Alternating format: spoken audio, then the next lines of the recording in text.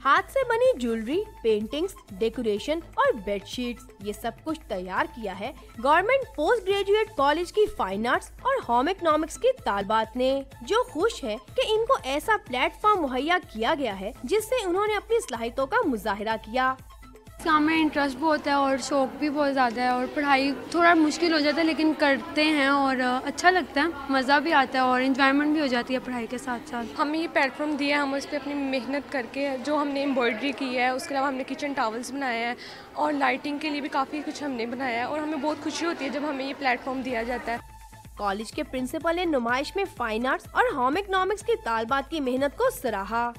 Exhibition पूरी की पूरी जो है उन्होंने अरेंज कर ली है, तो बहुत ज़्यादा मेहनत जो है बच्चों की इसमें शामिल है और बच्चों के किरदार को संवारने में, उनकी पर्सनालिटी को बनाने में ये चीज़ें बहुत ज़्यादा जो है वो काम करती हैं। स्पेशली जो आर्ट एंड क्राफ्ट्स है इसका बहुत बड़ा हिस्सा है।